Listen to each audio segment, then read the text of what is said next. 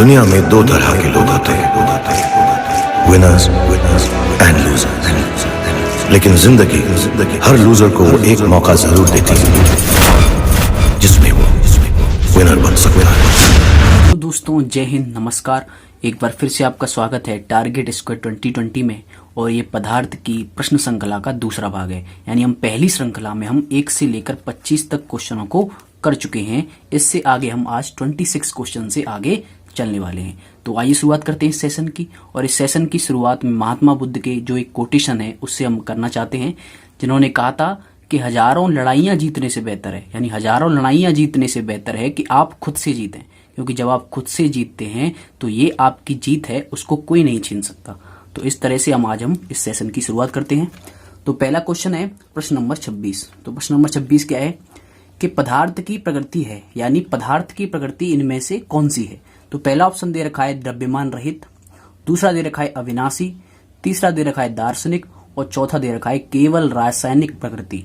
यानी आपसे क्वेश्चन पूछा गया है कि पदार्थ की प्रकृति कौन सी है। तो पहला ऑप्शन है दे रखा है द्रव्यमान रहित, क्या पदार्थ द्रव्यमान रहित हो सकता है। दूसरा दे रखा है अविनाशी, क्या इसका विनाश नहीं किया जा सकता। अविनाशी का क्या मतलब हुआ, अ का मतलब हुआ नहीं, और विनाश का मतलब जिसका विनाश किया जा सके। और अविनाशी का मतलब क्या हुआ, जो कभी नष्ट ना हो। तीसरा ऑप्शन दे रखा है दार्शनिक, चौथा दे रखा है केवल रासायनिक प्रकृति। अगर बात करें द्रव्यमान रहित, तो कभी पदार्थ द्रव्यमान रहित हो सकता है, नहीं हो सकता। क्योंकि द्रव्यमान रहित होगा तो पदार्थ नहीं कहलाएगा। क्योंकि पदार्थ की पहली विशेषता होती है कि उसमें क्या हो, द्रव्यमान हो। क्या हो, द्रव्यमान हो। यानी पदार्थ की प्रकृति क्या नहीं हो सकती, द्रव्यमान रहित नहीं हो सकती। बात करें तीसरे ऑप्शन की, तो तीसरे ऑप्शन में क्या देखा है, दार्शनिक प्रकृति। क्या पदार्थ की दार्शनिक प्रकृति होती है, कभी भी नहीं होती। क्योंकि पदार्थ तो वो होता है जिसका क्या होता है, भौतिक अस्तित्व होता है। जबकि दार्शनिक जो चीजें होती हैं उनका कभी भी कोई भौतिक अस्तित्व नहीं होता, वो केवल विचारों से संबंध रखती हैं। यानी दार्शनिक प्रकृति पदार्थ की नहीं हो सकती। अगर बात करें चौथे ऑप्शन की, तो केवल रासायनिक प्रकृति। तो केवल रासायनिक प्रकृति पदार्थ की नहीं हो सकती, उसकी भौतिक प्रकृति भी होती है। यानी केवल रासायनिक प्रकृति इसका ऑप्शन नहीं हो सकता। अब बचा कौन सा ऑप्शन, अविनाशी। तो यही सही आंसर है। यानी अविनाशी यानी पदार्थ कभी भी नष्ट नहीं किया जा सकता, जिसे कहते हैं हम पदार्थ का अविनाशिता का नियम। यानी किसी भी पदार्थ को न तो उत्पन्न किया जा सकता है, न ही किसी पदार्थ को नष्ट किया जा सकता है। इसका मतलब क्या हुआ कि जो पदार्थ की जो प्रकृति होती है वो होती है अविनाशी, यानी उसको कभी भी नष्ट नहीं किया जा सकता। ना तो इसको उत्पन्न किया जा सकता है, न ही इसको नष्ट किया जा सकता है। क्योंकि जो पदार्थ है वो छोटे छोटे कणों से मिलकर बना होता है, जिसे परमाणु कहते हैं। और परमाणु का जो अविनाशिता का नियम था वो दिया था डाल्टन ने। ठीक है, अब बात करते हैं प्रश्न नंबर 27 पे। प्रश्न नंबर 27 क्या है, किसकी प्रवृत्ति पदार्थ के कणों को तीव्रगामी बनाकर पृथक करती है। यानी किसकी प्रवृत्ति क्या करती है कि जो पदार्थ के जो कण होते हैं, पदार्थ के जो अवयवी कण होते हैं, जिन्हें कह सकते हैं परमाणु हुए, आयंस हुए, ठीक है, या अणु हुए, तो उनको पदार्थ के कणों को तीव्रगामी बनाकर पृथक करती है। यानी किसकी प्रवृत्ति पदार्थ के कणों में क्या देती है, गति देती है। यानी तीव्रगामी का क्या मतलब, उन्हें तीव्र क्या देती है, गति देती है। और तीव्र जब गति देती है तो क्या हो जाते हैं, वो पृथक हो जाते हैं। तो पहला दे रखा है अंतर आणविक आकर्षण बल। क्या अंतर आणविक आकर्षण बल क्या देता है, क्या पदार्थ के कणों को क्या देता है, गति देता है। दूसरा दे रखा है दाब, तीसरा दे रखा है गतिज ऊर्जा, तो चौथा दे रखा है द्रव्यमान। तो आपको पता लग गया होगा इन चारों ऑप्शन में से कौन सा सही होगा, गतिज ऊर्जा। यानी जो पदार्थ के जो कण होते हैं उनकी जो गतिज ऊर्जा होती है वही क्या करती है, उन्हें गतिमान रखने में सहायता प्रदान करती है। देखो पहला ऑप्शन दे रखा है अंतर आणविक आकर्षण बल। तो कभी भी अंतर आणविक आकर्षण बल क्या नहीं करता, उन्हें गति नहीं देता, बल्कि उन्हें क्या करता है, बांध के रखता है। यानी उन्हें एक ही अवस्था में बांध कर रखता है। क्या, अंतराणविक आकर्षण बल। तो वो कभी भी क्या नहीं देगा, गति नहीं देगा। क्योंकि अंतराणविक आकर्षण बल के कारण ही क्या होते हैं, कण अत्यधिक पास होते हैं। तो इसका मतलब क्या हुआ, अंतराणविक आकर्षण बल कभी भी उन्हें तीव्रगामी नहीं बनाते, बल्कि उन्हें रोक के रखते हैं। बात करें दाब की, तो दाब भी यही काम करता है कि जब पदार्थ पर दाब लगाया जाएगा तो क्या होगा, उसके जो अवयवी कण होंगे वो पास आएंगे। ठीक है, तो ये हो गया दाब, तो ये भी नहीं हो सकता। तीसरा क्या है, गतिज ऊर्जा। तो गतिज ऊर्जा क्या करती है, गतिज ऊर्जा की ये ऐसी प्रवृत्ति होती है जो पदार्थ के कणों को तीव्रगामी बनाकर पृथक करती है। ठीक है, यानी इसका सही आंसर कौन सा होगा, गतिज ऊर्जा। और जो कि पदार्थ के प्रत्येक कणों में गतिज ऊर्जा पाई जाती है। क्योंकि आपको पता है कि पदार्थ के जो कण होते हैं वो सदैव क्या रहते हैं, अनवरत रूप से, यानी लगातार क्या करते रहते हैं, गति रहते हैं। यानी क्या करते रहते हैं, गति करते रहते हैं, यानी गतिमान होते हैं, या कह सकते हैं गतिशील होते हैं। इसका मतलब क्या हुआ, उनमें क्या होती है, गतिज ऊर्जा पाई जाती है। ठीक है। चौथा हुआ द्रव्यमान, तो द्रव्यमान कभी भी उन्हें तीव्रगामी नहीं बना सकता, तो इसका द्रव्यमान भी ऑप्शन नहीं होगा। यानी प्रश्न नंबर 27 का कौन सा आंसर सही होगा, जो तीसरा जो आंसर है वो आपका सही हो जाएगा। अब बात करते हैं प्रश्न नंबर 28 की। प्रश्न नंबर 28 क्या है, परमाणु संख्या के खोज करता है। यानी जो परमाणु जो संख्या होती है, मैंने बताया था परमाणु संख्या क्या होती है। परमाणु संख्या क्या होती है, जो प्रोटॉनों की संख्या होती है। यानी किसी परमाणु के जो नाभिक में जो प्रोटॉन होते हैं उन्हीं की संख्या क्या कहलाती है, परमाणु संख्या कहलाती है। यानी कोई हाइड्रोजन का परमाणु है, उसमें जितने प्रोटॉन होंगे वही हाइड्रोजन परमाणु संख्या कहलाएगी। लेकिन पूछा क्या है, परमाणु संख्या के खोजकर्ता कौन है। तो परमाणु संख्या के खोजकर्ता कौन है, पहला ऑप्शन दे रखा है डाल्टन, तो क्या डाल्टन है। दूसरा दे रखा है बोर यानी नील्स बोर, तीसरा चैडविक और चौथा दे रखा है मोसले।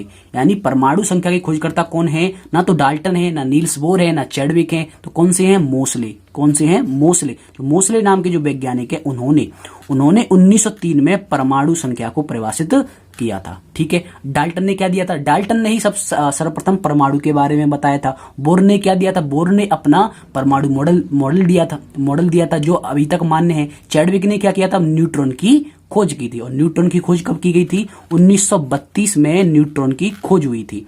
ठीक है, अगर बात करें प्रोटॉन की, तो प्रोटॉन की खोज हुई थी 1920 में, और इलेक्ट्रॉन की खोज कब हुई थी, 1897 में। तो आपको याद रखना है, इलेक्ट्रॉन की खोज 1897 में जे थॉमसन द्वारा, प्रोटॉन की खोज 1920 में ई गोल्डस्टीन द्वारा, और चैडविक द्वारा न्यूट्रॉन की खोज 1932 में की गई, और मोसले द्वारा सर्वप्रथम परमाणु संख्या की खोज की गई, जिसे 1903 में खोजा गया था। ठीक है, तो ये हो गया प्रश्न नंबर 28 का चौथा आंसर आपका सही हो जाएगा। अब बात करते हैं प्रश्न नंबर 29 की। तो प्रश्न नंबर 29 क्या है, ब्रह्मांड में सबसे अधिक मात्रा में पाए जाने वाला तत्व है। यानी ब्रह्मांड में ऐसा कौन सा तत्व है जो सर्वाधिक मात्रा में पाया जाता है, या कह सकते हैं अधिक मात्रा में पाया जाता है। तो आपके चार ऑप्शन दे रखे हैं, हीलियम, हाइड्रोजन, ऑक्सीजन, कार्बन। ये चारों ही क्या है, तत्व हैं, और इनका एक क्रम भी है, यानी इनकी जो मात्रा है उसका एक क्रम भी है। लेकिन पूछा क्या गया है, ब्रह्मांड में सबसे अधिक मात्रा में, तो इनमें से कौन सा तत्व सबसे अधिक मात्रा में पाया जाता है, तो वो है आपका हाइड्रोजन। हाइड्रोजन जो तत्व है वो ब्रह्मांड में सबसे अधिक पाया जाता है। अगर बात करें हीलियम की, तो ये पाया जाता है दूसरे नंबर पर। यानी पहले नंबर पर हाइड्रोजन, दूसरे नंबर पर हीलियम, और तीसरे नंबर पर आता है ऑक्सीजन, और चौथे नंबर पर आता है कार्बन।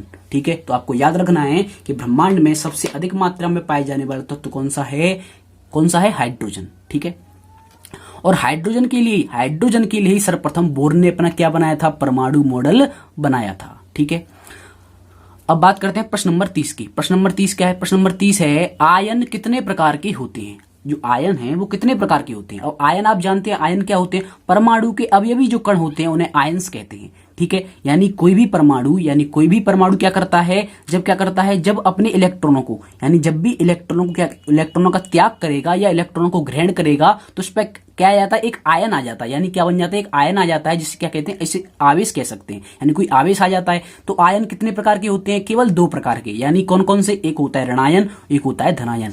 यानी जब क्या करता है, जब कोई भी परमाणु इलेक्ट्रॉनों का त्याग करेगा तो कैसा आएगा, उस पर ऋणायन आ जाएगा। लेकिन जब इलेक्ट्रॉन किसी इलेक्ट्रॉनों को ग्रहण करता है तो कैसा आएगा, उसमें क्या आएगा, जब कोई परमाणु, देखो ध्यान से सुनना, कि जब कोई परमाणु इलेक्ट्रॉनों का त्याग करता है, इलेक्ट्रॉनों का त्याग करेगा तो कौन सा आवेश आएगा, उस पर धनात्मक आवेश आ जाएगा। लेकिन जब इलेक्ट्रॉनों को ग्रहण करेगा तो उस पर कैसा चार्ज आ जाएगा, नेगेटिव चार्ज आ जाएगा। यानी क्या आ जाएगा, ऋणायन आ जाएगा। यानी इसमें क्या कर रहा है, कोई परमाणु इलेक्ट्रॉनों को ग्रहण कर रहा है, जब इलेक्ट्रॉनों को ग्रहण करेगा तो इलेक्ट्रॉन का चार्ज कैसा होता है, ऋणात्मक होता है। तो जो ऋणात्मक आवेश है वो बढ़ जाएगा, इससे वो क्या हो जाएगा, ऋण आवेशित हो जाएगा, जिसे हम कह सकते हैं ऋणायन।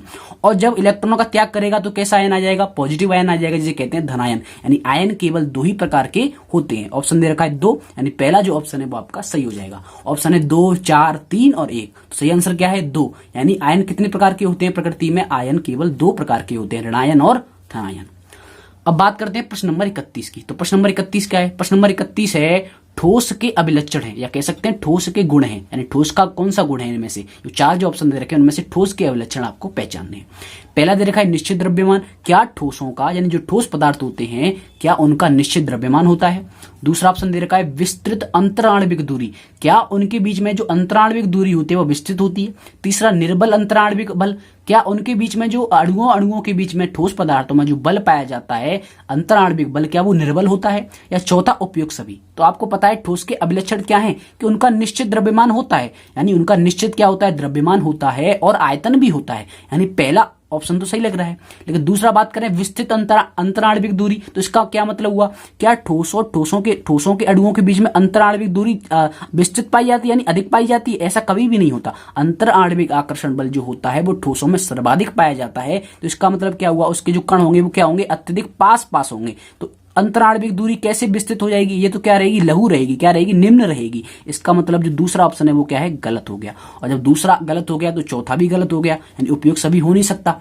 अब बात करते हैं निर्बल अंतराणविक बल। क्या अभी तो मैंने बताया था अंतराणविक बल कैसा होता है, सर्वाधिक होता है, यानी क्या होता है, तो क्या होगा, बिल्कुल ज्यादा प्रबल होता है। इनमें निर्बल अंतराणविक बल नहीं पाया जाता, बल्कि कैसा बल पाया जाता है, प्रबल पाया जाता है, यानी बहुत अधिक पाया जाता है, यानी प्रबल अवस्था में पाया जाता है। लेकिन यहाँ क्या दे रखा है, निर्बल अंतराणविक बल। तो इसका सही ऑप्शन कौन सा रहा, निश्चित द्रव्यमान। यानी केवल ठोसों का एक अभिलक्षण इन चारों ऑप्शनों में से है, वो कौन सा है, निश्चित द्रव्यमान। यानी ठोसों का क्या है, निश्चित द्रव्यमान होता है और क्या होता है, निश्चित आकार भी होता है। किसके कारण, केवल जो अंतराणविक आकर्षण बल होता है वो सर्वाधिक होता है। इसके कारण जो क्या होते हैं, जो कण होते हैं, ठोसों के जो कण होते हैं या अणु होते हैं, वो क्या रहते हैं, अत्यधिक पास पास होते हैं।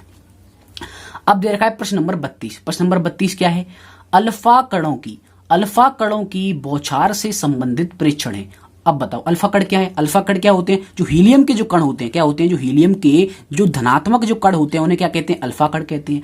अब अल्फा कणों की बौछार किसने कराई थी, ये कराई थी 1911 में कह सकते हैं या 1913 में कह सकते हैं। किसने, रदरफोर्ड ने मार्श, डेन व गीगर के साथ क्या किया था, एक प्रयोग किया था। उसमें अल्फा कणों की बौछार किस पर कराई गई थी, एक सोने की पन्नी पर कराई गई थी। किस पर कराई गई थी, एक सोने की पन्नी ली गई थी। और सोने की पन्नी क्यों ली गई थी, क्योंकि जो सोना होता है वो क्या होता है, सबसे ज्यादा आघात वर्धनी होता है। क्या होता है, यानी सबसे पतला होता है। यानी जब सोने पर आघात किया जाता है तो क्या होता है, सोने का आकार बढ़ता चला जाता है।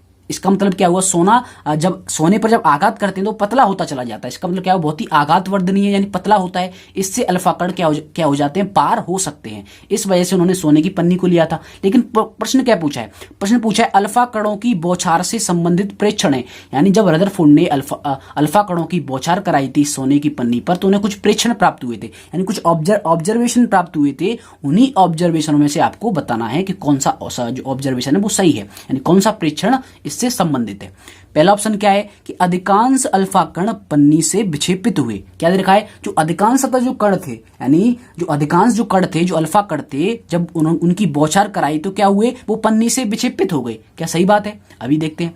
दूसरा ऑप्शन दे रखा है अल्प मात्रा में क्या हुए, कण पन्नी से बिना विक्षेपित हुए क्या हो गए, निकल गए। यानी जो क्या दे रखा है, अल्प मात्रा में, यानी अल्प मात्रा में क्या हो रहा है, कण पन्नी से बिना विक्षेपित हुए निकल गए। क्या ऐसा हुआ था, बिल्कुल नहीं हुआ था। ये तो बिल्कुल नहीं हुआ था, क्योंकि अधिकांश जो अल्फा कण थे वो क्या हो रहे थे, इस पन्नी से निकल रहे थे। बल्कि इसमें क्या दे रखा है, अल्प मात्रा में, यानी अल्प मात्रा में क्या दे रखा है, इसमें अल्प मात्रा में कण पन्नी से बिना विक्षेपित हुए निकल गए। ये तो नहीं हुआ था। जबकि अधिकांश कण तो क्या हुए थे, कण पन्नी से क्या हो गए थे, यानी बिना विक्षेपित हुए, बल्कि क्या हो गए थे, विक्षेपित, यानी अधिकांशतः कण हो रहे थे। लेकिन इसमें क्या दे रखा है, अल्प मात्रा में दे रखा है। तो इसका ये भी ऑप्शन सही नहीं रहेगा। तीसरी बात करें, बहुत ही थोड़े कण उसी पथ से लौट आए। अगर बात करें पहले ऑप्शन की, तो पहले ऑप्शन क्या है कि अधिकांश अल्फा कण पन्नी से विक्षेपित हो गई। तो ये भी नहीं होगा, क्योंकि अधिकांश अल्फा कण क्या हो रहे थे, पन्नी से बाहर निकल गए थे। लेकिन इसमें पूछा क्या है, पन्नी से विक्षेपित हो गए थे क्या, नहीं, अधिकांश कण तो क्या हो रहे थे, उस पन्नी से बाहर निकल गए। ठीक है, यानी पहला ऑप्शन भी क्या नहीं होगा। अगर इसमें अगर ये होता कि जो ये कहते अल्प मात्रा में जो कण थे वो पन्नी से क्या हो रहे थे, विक्षेपित हो रहे थे, तो ये ऑप्शन सही हो जाता। लेकिन इसमें क्या दे रखा है, अधिकांश अल्फा कण पन्नी से विक्षेपित हो गए, ये हो नहीं सकता। तो सी ऑप्शन बचा क्या है, बहुत ही थोड़े कण उसी पथ में लौट आए। ठीक, यानी उसी पथ से लौट आए, यानी कम से कम 20,000 में से, यानी 20,000 में से कोई एक कण, या कह सकते हैं 12,000 में से कोई एक कण क्या हो रहा था, उस पन्नी से, यानी उस जो पन्नी का जो नाभिक था, यानी सोने का जो नाभिक था, जो सोने की पन्नी ली गई थी, उसका जो बीच का जो हिस्सा था, उससे क्या कर रहे थे, वापस लौट कर आ रहे थे। इसका मतलब बहुत ही थोड़े कण उसी पथ से लौट आए। यानी इसका सही आंसर कौन सा हो गया, जो सी ऑप्शन, यानी जो स ऑप्शन है वो आपका यहाँ पर सही हो जाएगा, क्योंकि यही तो हो रहा था। भाई बात करें कि बहुत ही थोड़े कण क्या हो रहे थे, उस पन्नी से लौटकर आ रहे थे। अधिकांश कण क्या कर रहे थे, अधिकांश कण पन्नी से बिना विक्षेपित हुए क्या कर रहे थे, निकल गए। लेकिन यहां क्या दे रखा है ऑप्शन में, अल्प मात्रा में कण, अल्प मात्रा में नहीं बल्कि अधिकांश कण पन्नी से बिना विक्षेपित हुए निकल गए थे। तो इसका सही आंसर कौन सा हुआ, बहुत ही थोड़े कण उसी पथ से लौट आए। यानी प्रश्न नंबर 32 का कौन सा आंसर सही होगा, जो तीसरा जो ऑप्शन है वो आपका यहां पर सही हो जाएगा।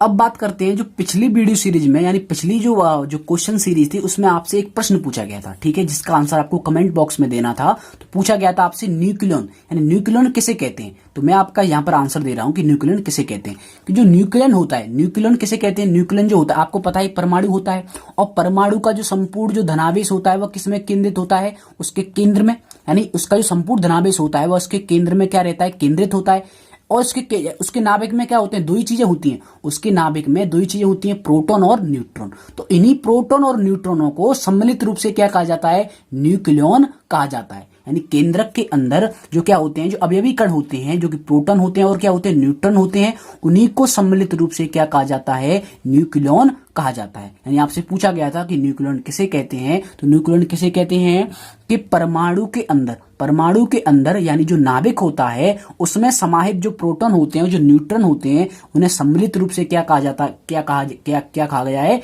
न्यूक्लियन कहा गया है। ठीक है, यानी अगर कोई प्रश्न भी आ जाता है कि न्यूक्लियन के अंदर क्या क्या होता है, तो न्यूक्लियन के अंदर अगर प्रश्न आता है केवल प्रोटॉन, केवल न्यूट्रॉन और प्रोटॉन व न्यूट्रॉन दोनों, तो कौन सा आंसर सही होगा, प्रोटॉन व न्यूट्रॉन दोनों न्यूक्लियन के अंतर्गत ही माने जाते हैं। अब बात करते हैं प्रश्न नंबर 33 की। तो प्रश्न नंबर 33 क्या है, द्रवीभवन की प्रक्रिया है, यानी द्रवीभवन की प्रक्रिया कौन सी है, यानी द्रवीभवन की जो नाम दिया गया है जिस प्रक्रिया को, वह कौन सी प्रक्रिया है। तो पहला ऑप्शन दे रखा है ठोस से द्रव में परिवर्तन, यानी कब जब कोई पदार्थ ठोस अवस्था से द्रव अवस्था में परिवर्तित किया जाता है तो उस प्रक्रिया को कहा जाता है द्रवीभवन की प्रक्रिया। या दूसरा ऑप्शन द्रव से ठोस में परिवर्तन, तीसरा गैस से द्रव में परिवर्तन, ठोस से गैस में परिवर्तन। तो आपको पता है अगर चौथे ऑप्शन की बात करें तो ठोस से गैस में परिवर्तन क्या कहलाता है, ऊर्ध्वपातन। क्या कहलाता है, ऊर्ध्वपातन की प्रक्रिया क्या कहलाती है, ठोस से गैस में परिवर्तन होने की प्रक्रिया ऊर्ध्वपातन कहलाती है। यानी चौथा ऑप्शन नहीं होगा, इसका अन्य नाम भी नहीं है। तो गैस में परिवर्तन क्या कहलाएगा, ऊर्ध्वपातन। दूसरी बात करें स ऑप्शन की, तो गैस से द्रव में परिवर्तन, कि जब कोई गैस से द्रव में जब परिवर्तित किया जाता है तो उसे क्या कहते हैं, संघनन। क्या कहते हैं, संघनन। यानी ये भी ऑप्शन नहीं होगा, इसे ही कहते हैं संघनन, इसे ही कहते हैं आसवन। क्या कहते हैं, संघनन और आसवन, दोनों ही इसी के नाम है। या कह सकते हैं इसका द्रवीकरण, यानी जब गैस है जब द्रव में बदलती है तो उसे क्या कहते हैं, द्रवीकरण। यानी इसके तीन नाम हुए, क्या हुआ, आसवन हुआ, संघनन हुआ और द्रवीकरण हुआ। तो ये भी नहीं हुआ। दूसरा देखा है द्रव से ठोस में परिवर्तन, तो इसी को कहते हैं, यानी जब कोई द्रव अवस्था में होता है, यानी पानी का बर्फ में बदलना, क्या कहलाता है, द्रवीभवन की प्रक्रिया। द्रवीभवन की प्रक्रिया जैसे कह सकते हैं हिमन की प्रक्रिया। क्या कह सकते हैं, हिमन की प्रक्रिया। यानी हिमन की प्रक्रिया का ही दूसरा नाम क्या है, द्रवीभवन की प्रक्रिया। ठीक है, ये आपका एक अन्य नाम है, इसलिए ये क्वेश्चन बनाया गया है। यानी हिमन की जो प्रक्रिया होती है उसी को दूसरी भाषा में क्या कहते हैं, द्रवीभवन की प्रक्रिया कहते हैं। यानी जब द्रव अवस्था से कोई पदार्थ ठोस अवस्था में परिवर्तित किया जाता है तो उसी प्रक्रिया को क्या कहा जाता है, हिमन या द्रवीभवन की प्रक्रिया। और बात करें पहले ऑप्शन की, तो पहला ऑप्शन क्या है, ठोस से द्रव में परिवर्तन। तो जब ठोस से द्रव में परिवर्तन किया जाता है तो उसे क्या कहते हैं, गलन कहते हैं। क्या कहते हैं, गलन कहते हैं। और जिस ताप पर कोई ठोस द्रव में परिवर्तित होता है उसे क्या कहते हैं, उसका गलनांक कहते हैं। क्या कहते हैं, उसका गलनांक कहा जाता है। यानी इसका सही आंसर कौन सा हुआ, प्रश्न नंबर 33 का जो दूसरा जो ऑप्शन है वो आपका सही हो जाएगा। अब बात करते हैं प्रश्न नंबर 33 की। तो प्रश्न नंबर 33 क्या है, घनत्व की इकाई है। तो आप जानते हैं जो भी कोई पदार्थ होता है उसका क्या होता है, एक निश्चित घनत्व होता है। और निश्चित घनत्व किस वजह से होता है, केवल किसके लिए, क्योंकि उसका द्रव्यमान भी होता है, उसका आयतन भी होता है। और जब किसी पदार्थ का द्रव्यमान होता है और आयतन होता है तो उसी की जो अनुपात होता है उसी क्या कहते हैं, घनत्व कहते हैं।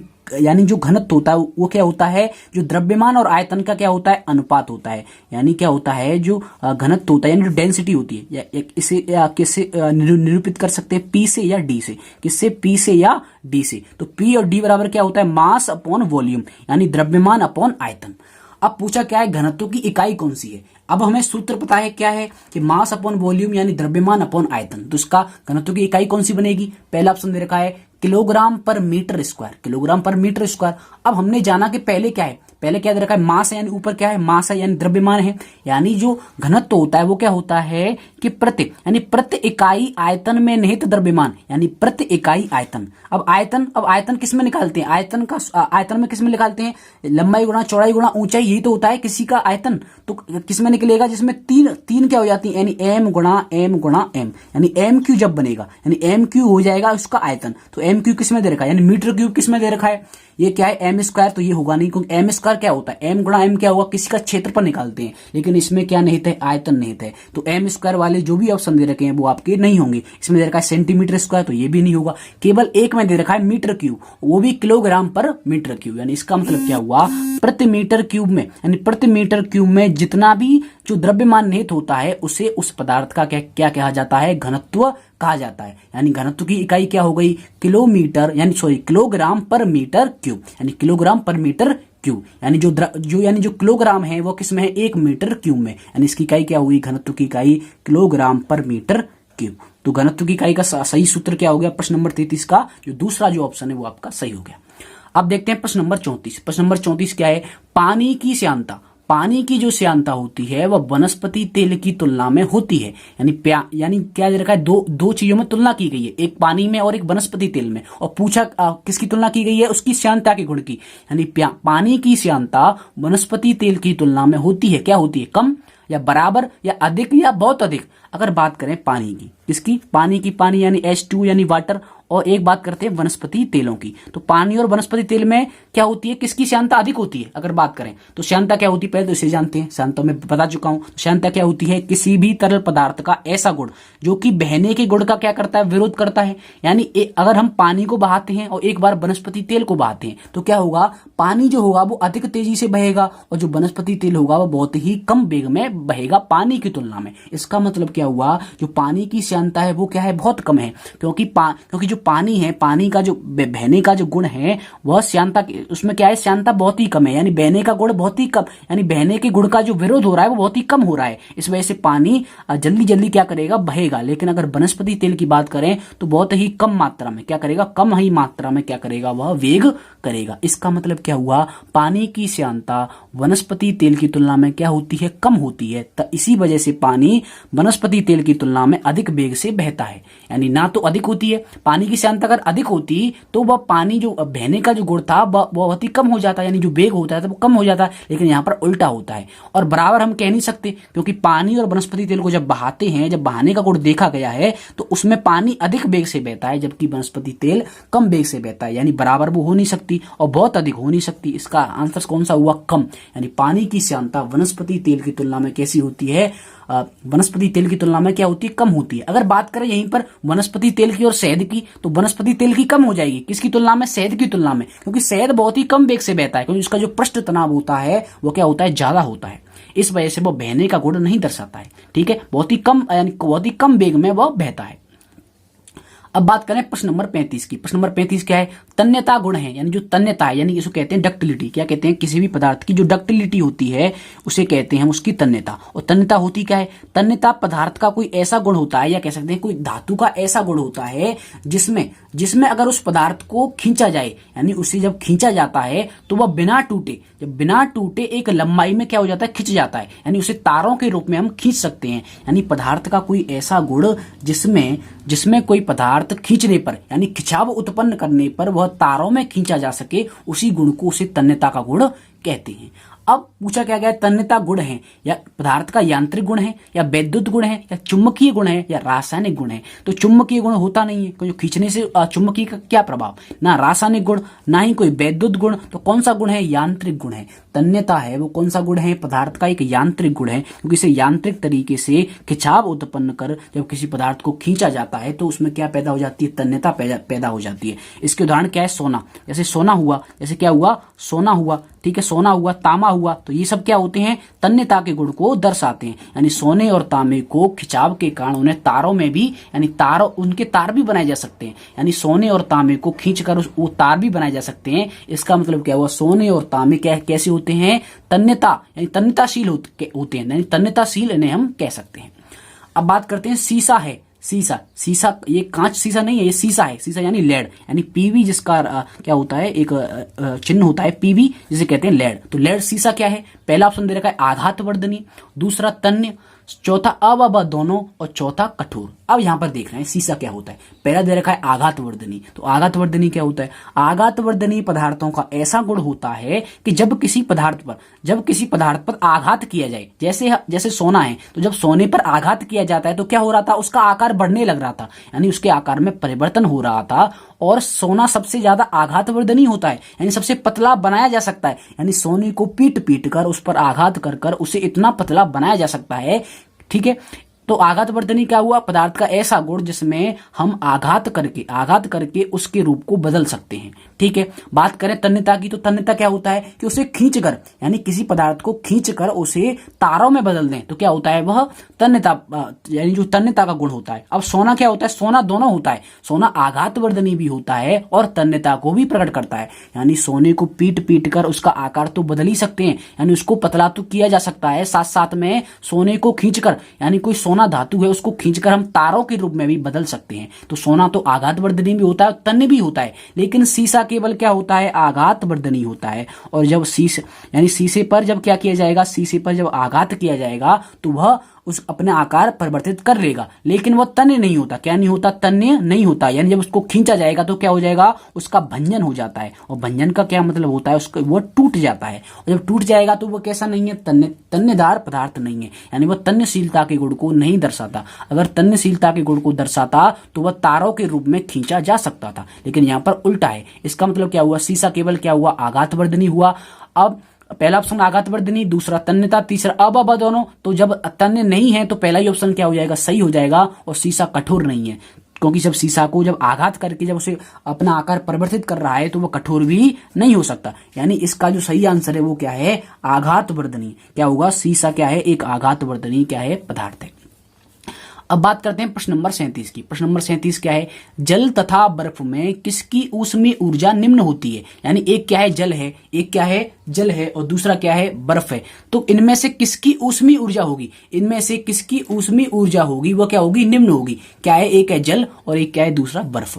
तो अगर बात करें एक है जल और एक है बर्फ, तो किसकी ऊष्मीय ऊर्जा निम्न होगी? तो देखो क्या होता है कि कोई जल है और जल को जब बर्फ में बदला जाता है, और जल को बर्फ में कब बदला किस प्रक्रिया के द्वारा बदला जा सकता है? हिमन की प्रक्रिया द्वारा। तो जब जल को बर्फ में बदला जाता है, यानी हिमन की प्रक्रिया द्वारा जब बदला जाता है, तो क्या होता है? उसकी ऊष्मीय ऊर्जा क्या हो जाती है? उसकी ऊष्मीय ऊर्जा क्या हो जाता है? त्याग हो जाता है, यानी जल की ऊष्मीय ऊर्जा ज्यादा होती है और बर्फ की ऊष्मीय ऊर्जा क्या होती है? निम्न होती है। तो इसमें यही पूछा गया है कि जल तथा बर्फ में किसकी ऊष्मीय ऊर्जा निम्न होती है? तो जो बर्फ की जो ऊष्मीय ऊर्जा होती है वो क्या होती है? निम्न होती है। ठीक है, और जल की ऊष्मीय ऊर्जा अधिक होती है, और जब जल की ऊष्मीय ऊर्जा का त्याग हो जाता है तो वह किस में बदल जाता है? बर्फ में बदल जाता है। ठीक है, अब बात करते हैं प्रश्न नंबर 38 की। तो प्रश्न नंबर 38 क्या है कि कांच का टूटना उदाहरण है, यानी जब कोई कांच टूट जाता है तो वह किसका उदाहरण है? पहला ऑप्शन दे रखा है भौतिक परिवर्तन, दूसरा रासायनिक परिवर्तन, तीसरा अस्थायी परिवर्तन और चौथा अवश्य दोनों। तो कांच का टूटना किस प्रकार का परिवर्तन है? आपको पता है जब कांच जब टूट जाता है तो कोई नया पदार्थ नहीं बनता, और जब नया पदार्थ नहीं बनता तो कौन सा परिवर्तन कहलाता है? भौतिक परिवर्तन कहलाता है। यानी केवल कांच का भौतिक जो गुण है वह बदलता है, कि उसका पूरे रासायनिक संगठन उसका बदलता नहीं है। यानी क्या हुआ? भौतिक परिवर्तन। यानी पहला ऑप्शन सही लग रहा है। दूसरा रासायनिक परिवर्तन, तो कांच का टूटना कभी भी रासायनिक परिवर्तन नहीं होता। अब तीसरा दे रखा है अस्थायी परिवर्तन। क्या दे रखा है? अस्थायी परिवर्तन। और अस्थायी परिवर्तन किसे कहते हैं? अस्थायी परिवर्तन उस परिवर्तन को कहा जाता है, किसी कहा जाता है भौतिक परिवर्तन को ही क्या कहते हैं? अस्थायी परिवर्तन कहते हैं। और भौतिक परिवर्तन को अस्थायी परिवर्तन क्यों कहते हैं? क्योंकि इसमें क्या होता है? कोई भी पदार्थ अपनी भौतिक अवस्था को बदलता है, यानी केवल भौतिक गुण इसमें बदलते हैं, और जब भौतिक गुण केवल बदलते हैं तो इसे कहते हैं हम अस्थायी परिवर्तन। इसमें जो प्रारंभिक जो पदार्थ होता है उसे भी हम प्राप्त कर सकते हैं, इसलिए यह परिवर्तन कैसा होता है? अस्थायी होता है। यानी भौतिक परिवर्तन और अस्थायी परिवर्तन दोनों एक ही हैं। इसका सही आंसर कौन सा हुआ? अवश्य दोनों। यानी भौतिक परिवर्तन भी कह सकते हैं और इसे ही स्थायी परिवर्तन भी कहा जा सकता है। यानी इसका सही आंसर कौन सा हुआ? अवश्य दोनों इसका सही आंसर है। अब बात करते हैं प्रश्न नंबर 39 की। प्रश्न नंबर 39 क्या है कि निम्न में से पंच तत्व नहीं है। निम्न में से पंच तत्व नहीं है। निम्न में से पंच तत्व कौन सा है? नहीं है। पहला दे रखा है वायु, दूसरा दे रखा है पृथ्वी, तीसरा दे रखा है घृत और चौथा दे रखा है अग्नि। यानी जो 5 तत्व जो बताए गए हैं, ठीक है, ये मैंने जो क्वेश्चन लिया है वो एनसीईआरटी में दे रखा है, इसलिए मैंने उठाया है कि जो पंच तत्व यानी जो हम बात करें जो कहते हैं जो दर्शन शास्त्र होता है, तो उस दर्शन शास्त्र में यानी या कह सकते हैं जो भारतीय जो पूरा शास्त्र है उसमें पंच तत्व की संकल्पना दी गई है, यानी उसको भी पदार्थ के रूप में हम जोड़ सकते हैं। तो निम्न में से पंच तत्व नहीं है। पहला दे रखा है वायु, दूसरा पृथ्वी, तीसरा घृत और चौथा अग्नि। बात करें तो वायु पंच तत्व में गिना जाता है, पृथ्वी पंच तत्व में गिनी जाती है और चौथा जो ऑप्शन है वो भी पंच तत्व में गिना जाता है। यानी इसका सही आंसर कौन सा होगा? घृत। घृत यानी घी, तो घी कोई पंच तत्व नहीं है, ठीक है। पंच तत्व में केवल 5 तत्व ही आते हैं, वायु, पृथ्वी, अग्नि, जल और आकाश। कौन से होते हैं? जल और आकाश, ठीक है। तो ये होते हैं 5 तत्व, तो ये भी आपको याद रखने हैं, ठीक है। तो इस प्रकार से प्रश्न नंबर 39 का कौन सा आंसर सही हुआ? जो तीसरा जो आंसर है वो जो दे रखा है घृत, वो पंच तत्व में शामिल नहीं किया जाता, इसलिए इसका सही आंसर कौन सा हुआ? जो तीसरा आंसर है वो आपका सही होगा। अब देखते हैं, आपसे पिछली वीडियो सीरीज में एक क्वेश्चन और पूछा गया था। जिस प्रकार से मैंने न्यूक्लियन के बारे में पूछा गया था, उसी प्रकार से एक क्वेश्चन और पूछा गया था। उसमें ये था कि तत्वों का निर्धारण, यानी कोई भी तत्व है उसके नाम का निर्धारण कौन सी संस्था करती है, यानी कौन सी संस्था किसी भी तत्वों के नाम का निर्धारण और उनके प्रतीक चिन्हों का निर्धारण करती है। तो इसका सही आंसर क्या है? IUPAC। क्या है? IUPAC, जिसे कहते हैं IUPAC, कह सकते हैं IUPAC। तो इसकी जो फुल फॉर्म होती है वो क्या होती है? International union of pure and applied chemistry. यानी IUPAC वह संस्था है जिसकी स्थापना 1919 में हुई थी और इसका जो मुख्यालय बनाया गया है वो है USA, ठीक है। USA में इसका मुख्यालय है, यानी संयुक्त राज्य अमेरिका में इसका मुख्यालय है।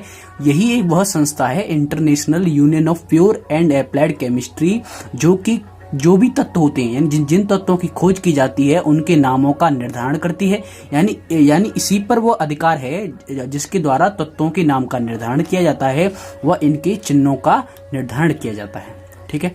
अब बात करते हैं प्रश्न नंबर 40 की। प्रश्न नंबर 40 क्या है कि जिस तापमान पर ठोस पिघलकर द्रव बन जाता है तो वो क्या कहलाता है? पहला दे रखा है गलनांक, दूसरा हिमनांक, तीसरा क्वथनांक और चौथा परमतांक। यानी जिस तापमान पर कोई ठोस पिघलकर द्रव बन जाता है वो कौन सा कहलाता है? गलनांक। क्योंकि जिस तापमान पर ठोस पिघलकर द्रव बन जाता है, यानी ठोस का किस में परिवर्तन हो रहा है? द्रव में परिवर्तन हो रहा है। और इसी प्रक्रिया को किसके नाम से जानते हैं? गलन की प्रक्रिया के नाम से जानते हैं। यानी क्या हो रहा है? गलन हो रहा है। और जिस ताप पर कोई ठोस पिघलना प्रारंभ कर दे उस ताप को उसको क्या कहा जाता है? उसका गलनांक कहा जाता है, ठीक है। और हिमनांक क्या होता है? हिमनांक क्या होता है? जब हिमन की प्रक्रिया होती है, यानी जब किसी क्या होता है? जब किसी द्रव को ठोस में बदला जाता है तो उस प्रक्रिया को कहा जाता है हिमन। और जिस ताप पर वह हिमन करना प्रारंभ कर दे, यानी जमना प्रारंभ कर दे, उसे उसका हिमनांक कहा जाता है। क्वथनांक, जब कोई चीज उबलने लग जाती है, यानी जब कोई द्रव उबलने लग जाता है तो वह जिस ताप पर उबलता है उसे उसका क्वथनांक कहते हैं। और चौथा ऑप्शन दे रखा है परम ताप, जो कि बहुत ही कम होता है, ठीक है। यानी अब बात करते हैं प्रश्न नंबर 41 की। तो इसका सही आंसर कौन सा हो गया? पहला जो आंसर है वो 40 का सही हो जाएगा। अब बात करते हैं प्रश्न नंबर 41। प्रश्न नंबर 41 क्या है कि निम्न में से स्थायी रासायनिक परिवर्तन है, यानी ये 4 जो ऑप्शन दे रखे हैं उनमें से स्थायी रासायनिक परिवर्तन कौन सा है? क्योंकि आपको पता है जो रासायनिक परिवर्तन होते हैं वो सदैव क्या होते हैं? स्थायी होते हैं। इसमें जो मूल पदार्थ होता है वह प्रारंभिक अवस्था में जो होता है वो उसको प्राप्त नहीं किया जा सकता, इसलिए इन्हें क्या कहा जाता है? स्थायी रासायनिक परिवर्तन। ऐसे कह सकते हैं अनुत्क्रमणीय परिवर्तन। पहला ऑप्शन दे रखा है दूध का फटना, दूसरा सोने का पिघलना, तीसरा मोम का पिघलना और चौथा बल्ब का जलना।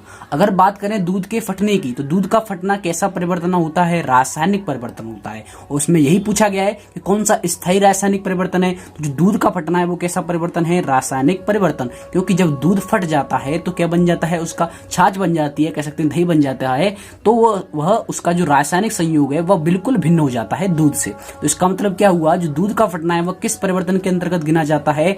रासायनिक परिवर्तन के अंतर्गत गिना जाता है। दूसरे की बात करें सोने का पिघलना, तो सोने का पिघलना कैसा परिवर्तन है? केवल भौतिक परिवर्तन है। मोम का पिघलना केवल भौतिक परिवर्तन है और बल्ब का जलना केवल भौतिक परिवर्तन है। क्योंकि जब मोम पिघलता है तो क्या होता है? मोमबत्ती का जो मोम होता है वो पिघलना प्रारंभ कर देता है और पिघल के ठोस से वो किस अवस्था में आ जाता है? द्रव अवस्था में आ जाता है। लेकिन जब मोम को, यानी जो मोम द्रव अवस्था में आया है, अगर उसे रूम टेम्परेचर पर ही छोड़ छोड़ दिया जाए, यानी सामान्य ताप अगर छोड़ दिया तो फिर दोबारा से वह मोम में जम जाएगा। इसका मतलब क्या हुआ, केवल उसके भौतिक गुण बदले हैं, इसलिए मोम का पिघलना कैसा परिवर्तन है, केवल भौतिक परिवर्तन है। लेकिन पूछा क्या है, स्थायी रासायनिक परिवर्तन। तो इन चारों में से केवल जो रासायनिक परिवर्तन है वह है दूध का फटना। अब बात करते हैं प्रश्न नंबर 42 की। तो प्रश्न नंबर 42 क्या है, निक्षेपण की प्रक्रिया है। हमने दो प्रक्रियाएं पढ़ी थी, ऊर्ध्वपातन प्रक्रिया और पढ़ी थी निक्षेपण प्रक्रिया। ठीक है, तो वो निक्षेपण प्रक्रिया क्या है, पहला ऑप्शन दे रखा है ठोस से गैस में बदलना, गैस से द्रव में बदलना, या गैस से ठोस में बदलना, या ठोस से द्रव में बदलना। अगर बात करें चौथे ऑप्शन की तो क्या है, ठोस से द्रव। तो ठोस से द्रव बदलने की प्रक्रिया को अभी देखा हमने क्या कहा जाता है, गलन की प्रक्रिया कहा जाता है। तो ये होगा नहीं, क्योंकि इसमें पूछा किसके बारे में, निक्षेपण के बारे में। अगर बात करें गैस से ठोस की, तो गैस से ठोस यानी जब गैस से किस में बदलते हैं, ठोस में बदलते हैं। जब गैस को ठोस में बदलते हैं तो उसे क्या कहा जाता है, उसे ही निक्षेपण या ऊर्ध्वपातन की प्रक्रिया कहा जाता है। यानी कोई गैस है, जैसे हमने CO2 गैस ली थी, अगर उसका क्या की जाए, उसका ऊर्ध्वपातन किया जाए या उसका निक्षेपण किया जाए तो वह किस में बदल जाएगी, ठोस CO2 में बदल जाएगी। यानी गैस से किस में बदल गई, ठोस CO2 में, जिसे शुष्क बर्फ के नाम से भी जानते हैं। तो निक्षेपण की प्रक्रिया क्या होती है, गैस का ठोस में बदलना निक्षेपण की प्रक्रिया कहलाती है। बात करें दूसरे ऑप्शन की, तो गैस से द्रव, और गैस से जब द्रव में कोई चीज आती है तो उसे कहते हैं संघनन। क्या कहते हैं, संघनन या आसवन कह सकते हैं, या उसका द्रवीकरण कह सकते हैं। पहला ऑप्शन ठोस से गैस, तो ठोस से गैस को केवल क्या कहते हैं, ऊर्ध्वपातन की प्रक्रिया, केवल ऊर्ध्वपातन कहा जाता है। लेकिन अगर गैस से ठोस में बदलते हैं तो उसे ऊर्ध्वपातन तो कह ही सकते हैं, बल्कि साथ साथ क्या कह सकते हैं, निक्षेपण भी कहा जाता है। यानी इसका सही आंसर कौन सा होगा, जो तीसरा जो सब ऑप्शन है वो आपका सही आंसर है। अब बात करते हैं प्रश्न नंबर 43 की। तो प्रश्न नंबर 43 क्या है, लोहे का चुंबक बनना व चांदी का काला होना क्रमशः किसके उदाहरण है। यानी लोहे का चुंबक में परिवर्तित होना और चांदी का काला होना, यानी लोहा तो चुंबक में बदल जाता है और चांदी काली हो जाती है। तो ये किस प्रकार के परिवर्तन का उदाहरण है। पहला दे रखा है क्रमशः रासायनिक व भौतिक परिवर्तन। तो क्या लोहे का चुंबक में बनना रासायनिक परिवर्तन है, ये आप सोचो। तो जब लोहा चुंबक में बदलता है तो उसके केवल भौतिक गुण बदलते हैं, कोई रासायनिक या कोई नया पदार्थ नहीं बनता। तो ए ऑप्शन तो होगा नहीं, यानी जो पहला ऑप्शन है वो होगा नहीं, क्योंकि पहला लोहे का चुंबक इसमें क्या माना गया है, रासायनिक परिवर्तन, लेकिन ऐसा होता नहीं है। बात करें दूसरे ऑप्शन की, तो दूसरा ऑप्शन क्या है, भौतिक व भौतिक परिवर्तन। क्या दोनों ही भौतिक परिवर्तन है। ये तो हमने देख लिया कि लोहे का चुंबक बनना भौतिक परिवर्तन होता है, लेकिन चांदी का काला होना भौतिक परिवर्तन नहीं होता, क्योंकि चांदी का काला होने का मतलब ये है उसमें संचरण की प्रक्रिया हो जाती है। यानी जो चांदी है, यानी जो Ag है, यानी जो सिल्वर है, वह ऑक्सीजन से, जो वायुमंडल में उपस्थित ऑक्सीजन से क्या कर लेता है, अभिक्रिया कर लेता है और उसमें एक परत जम जाती है काले रंग की। तो भौतिक व भौतिक परिवर्तन भी नहीं होगा। तीसरा क्या है, भौतिक व रासायनिक परिवर्तन। ये सही है, क्योंकि पहला क्या है, लोहे का चुंबक में बदलना भौतिक परिवर्तन, और चांदी का काला होना कैसा परिवर्तन है, रासायनिक परिवर्तन। इसका मतलब जो तीसरा ऑप्शन है वो सही हो जाएगा। चौथे को देखने की जरूरत ही नहीं है। लेकिन चौथा है क्या, रासायनिक व रासायनिक परिवर्तन। जब लोहे का चुंबक बनना ही रासायनिक परिवर्तन नहीं है तो चौथा ऑप्शन भी नहीं हो सकता। यानी प्रश्न नंबर 43 का कौन सा आंसर सही हुआ, जो तीसरा जो आंसर है वो आपका सही हो जाएगा। अब लास्ट क्वेश्चन है इस सीरीज का। तो प्रश्न नंबर 44 क्या है कि मोमबत्ती का जलना उदाहरण है। ठीक है, बहुत ही इंपॉर्टेंट क्वेश्चन है ये, कि मोमबत्ती का जलना उदाहरण है। तो मोमबत्ती का जलना किसका उदाहरण है। पहला ऑप्शन दे रखा है रासायनिक परिवर्तन, दूसरा भौतिक परिवर्तन, और तीसरा दोनों, और चौथा कोई नहीं। तो इसमें कंफ्यूज बिल्कुल नहीं होना है। केवल यहाँ पर क्या होता है, इसमें दोनों ही परिवर्तन पाए जाते हैं। मोमबत्ती को जब जलाया जाता है तो उसमें केवल रासायनिक परिवर्तन या भौतिक परिवर्तन नहीं होते, बल्कि दोनों होते हैं। ना तो एक केवल रासायनिक होगा ना कोई भौतिक होगा, जबकि दोनों एक साथ होते हैं। कैसे, जब कोई मोमबत्ती जलती है, यानी जब किसी मोमबत्ती को जलाया जाता है तो क्या होता है कि मोमबत्ती यानी जब जलाई जाती है तो वो क्या देती है, प्रकाश देती है या ऊष्मा देती है। इसका मतलब क्या हुआ, जिस मोम से मोमबत्ती बनी थी वह किस में बदल गया, प्रकाश या ऊष्मा में बदल गया, और उस प्रकाश को पुनः प्राप्त नहीं कर सकते। इसका मतलब क्या हुआ, यह कैसा परिवर्तन होगा, एक स्थायी परिवर्तन हो गया। या प्रकाश या ऊष्मा को हम द्वारा प्राप्त तो नहीं कर सकते मोम के रूप में। तो जब मोमबत्ती जब जलती है, यानी जो प्रकाश व ऊष्मा देती है, उसका मतलब क्या हुआ कि वह किस में बदल गई, एक स्थायी परिवर्तन हमें देखने को मिल गया। मोम किस में बदल गया, एक प्रकाश व ऊर्जा में बदल गया। और प्रकाश और मोम के दोनों ही भिन्न भिन्न रासायनिक गुण होते हैं, रासायनिक परिवर्तन हो गया। अब यहाँ पर एक चीज और देखने को मिलती है कि जो यहाँ पर जब मोमबत्ती जलती है तो प्रकाश ऊर्जा के साथ साथ मोम पिघलने भी लगता है, और वो मोम पिघलने जब लग जाता है तो वो ठोस से द्रव अवस्था में नीचे देखने को मिलता है। तो जो मोम का पिघलना किस में आ जाएगा, भौतिक परिवर्तन में आ जाएगा, क्योंकि जो मोम जब पिघलता है तो फिर द्वारा उसको मोम के रूप में प्राप्त भी कर सकते हैं। इसका मतलब क्या हुआ, जब मोमबत्ती को जलाया जाता है तो हमें दोनों ही परिवर्तन देखने को मिलते हैं एक साथ। इसका मतलब क्या हुआ, इसमें मोमबत्ती का जलना उदाहरण है दोनों परिवर्तनों का, यानी रासायनिक व भौतिक परिवर्तनों का उदाहरण है। तो इस प्रकार से आज हमने जो 26 से केवल 44 क्वेश्चन किए हैं। अगली जो सीरीज आएगी उसमें हम आगे भी कवर करेंगे। यहाँ पर आप देखेंगे कि जो हमने जो पदार्थ का जो पूरा है जो पोर्शन है वो आपका कवर कर दिया है। अब हमने जो प्रारंभ किया है वो किया है ईंधन। तो आप इसको देखते रहिए, इसको लाइक कीजिए और चैनल को सब्सक्राइब कर लीजिए।